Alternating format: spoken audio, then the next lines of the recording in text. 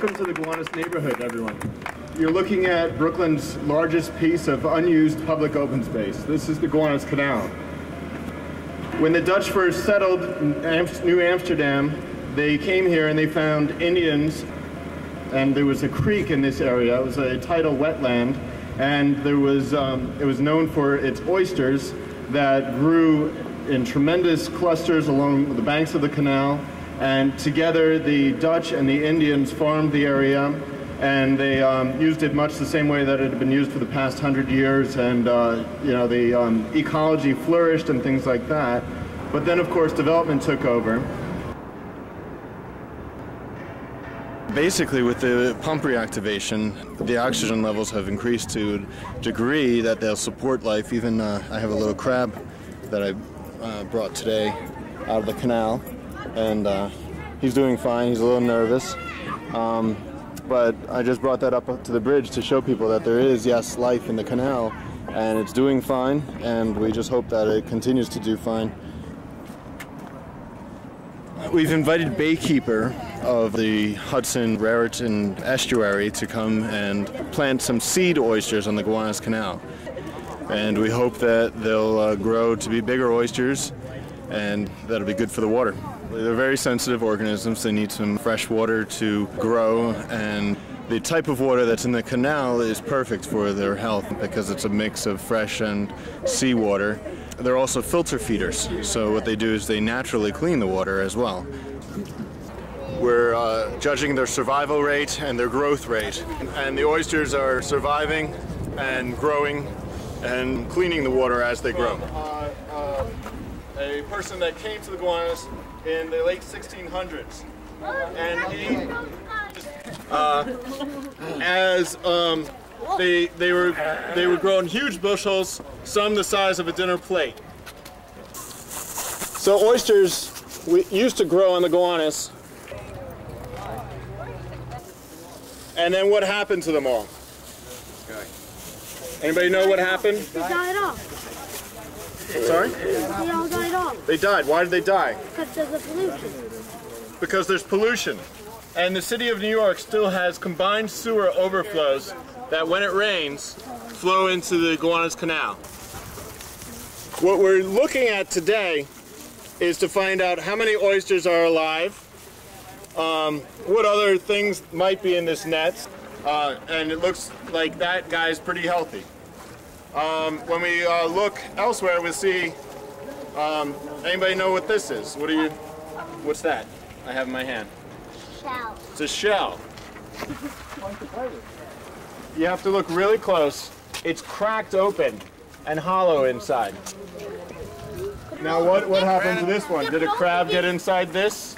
No. Chances are this guy just died because either the water quality, or as you could see, it was covered in a lot of this sediment that's at the canal bottom, and basically, it didn't survive. We're not saying that it's clean, we're saying that it's cleaner than it has ever been, and it's on its way.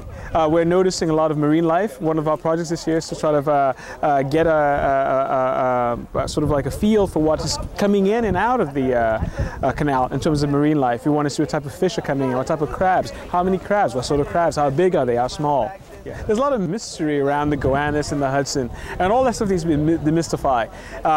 The Hudson is cleaner than it has ever been. The Gowanus is getting cleaner. You know, those are the things that we want to let people know. We hope that, you know, the entire canal will be restored and there'll be some waterway access. Like you see here, there's a bunch of people that are interested in canoeing along the canal. It'd be a wonderful thing to have a really wonderful community with a clean body of water, where on the weekends kids can come out and canoe, where fish are vibrant, even go a little bit of fishing. And today we came out to the Gowanus to basically to try to help promote the idea of keeping a cleaner waterway. Lots of people here from the Carroll Gardens and neighboring neighborhoods came down. All the restaurants in the neighborhood donated food to us. It's just been a wonderful experience.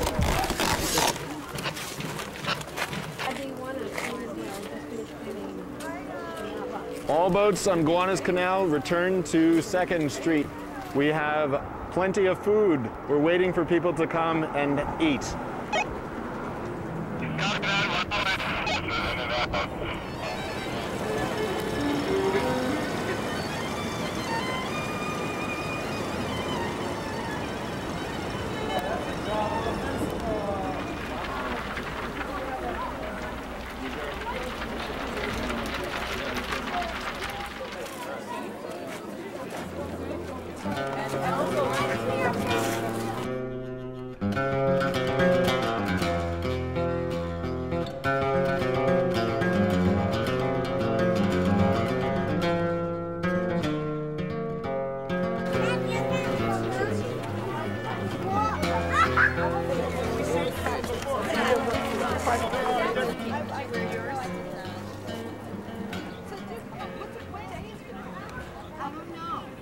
We're the urban divers.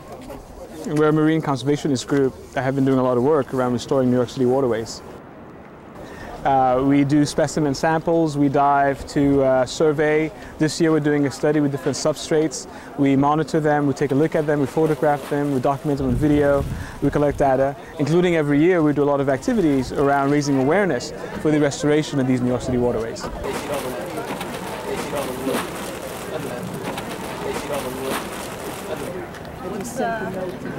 The water is actually a lot cleaner than we expected it to be, though there were some other stuff in there. But aside from that, you get your common, sewage overflow and other stuff that's in there, some wood pilings and plastics and things like that. And we picked up quite a bit of stuff. Okay, you got the rope? Okay. Okay. Just hook it on the handle to the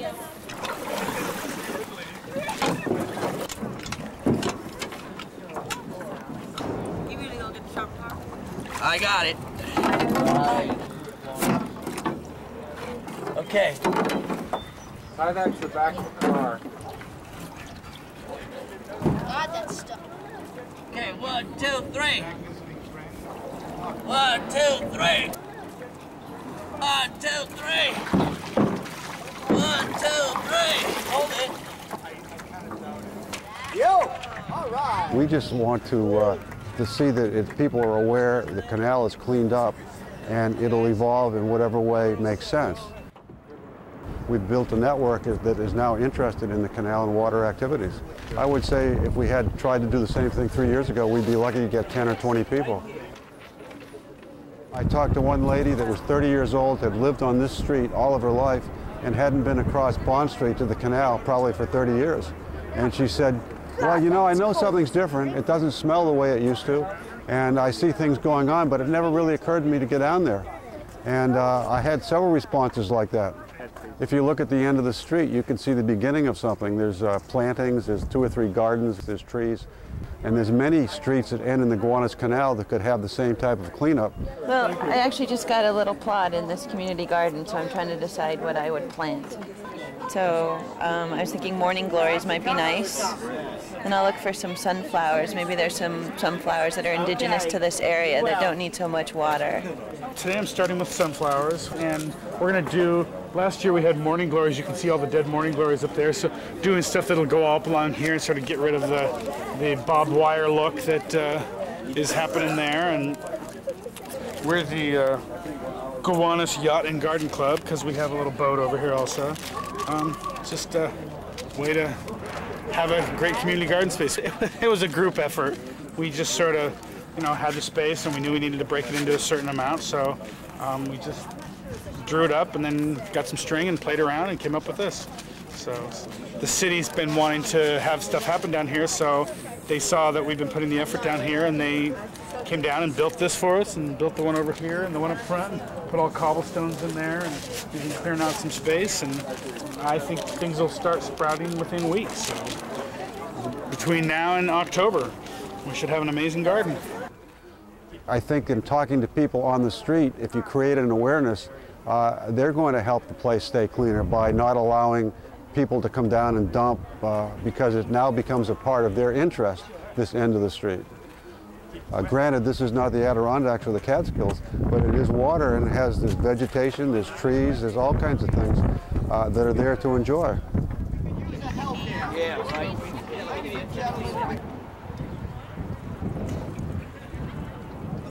Oh, I just actually stumbled upon it on a website and saw that this event was going on. Looked at their calendar, saw this event was going on just like 2 days ago, and figured if the weather was right, we'd come out and help clean up, take a boat ride, see what it's about here.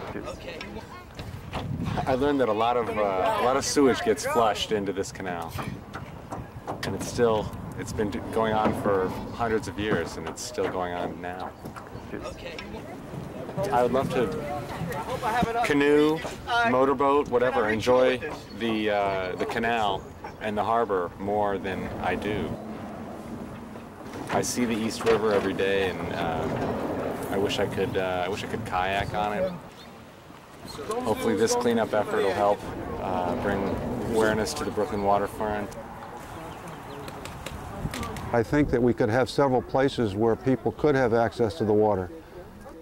One of the little inlets off the canal could be a marina where you could tie boats up and have some type of recreational facility next to it. Because there's 1, 2, 3, 4 little inlets off the canal that would serve that purpose and not be in the way of the occasional commercial traffic that goes up and down the canal. You could have a boathouse and have a docking strip along the side of the canal where boats the sterns could tie up and people could take them out. We'd like to see it stay somewhat the way it is with a mixture of industry and residents. We don't want it to see it to be overly gentrified, but we want it to be taken care of. You know, things can be nice in many different forms. It doesn't have to be a luxury condominium. It doesn't have to be a shopping center. There's industry, there's residences that are things that are attractive in their own right. And we would kind of like to see the neighborhood maintain its balance and not become overly affluent or, on the other hand, to be a dump that it's been over the years.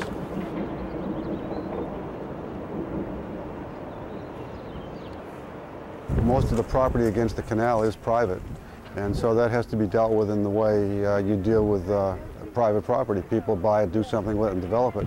We think as far as the city is concerned, that big lot on 6th Street, that was the Keyspan lot, that is what we call a brownfield, that is totally unusable, that needs to be taken care of. If that could happen, then a big chunk, a big key lot along the canal would then become something that could be productive in whatever form, whether it be a park, whether it be residence or something like that. As soon as the canal became a place where people went on and used, it became more attractive to politicians as something to be taken care of. But when something is actually being used by people for recreation and other things, that has an appeal politically to do something. So we think in our own way, having people on the canal and awareness that the people using it for recreation has been a contributing factor in getting funds for the canal cleanup.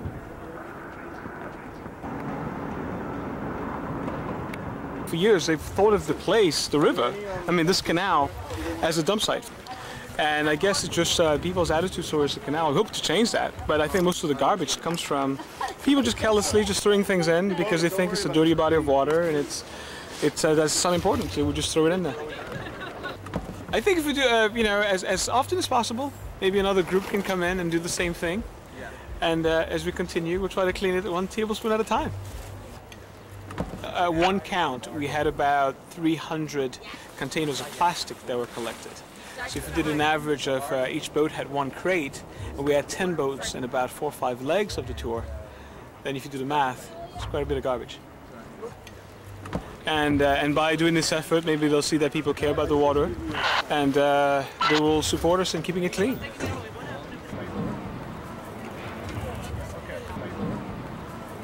I wanted my students, as a science teacher, I wanted to get my students involved.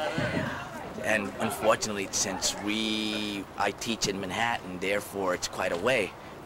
I believe that with this right now, with this activity, we're going to have more support in what we're trying to do, which is basically clean the canal, and we want to also teach the young ones that there's a waterway here that could be used in the future for water activities, water sports, and so on. And we're basically trying to clean our own backyard. That's what we're looking for.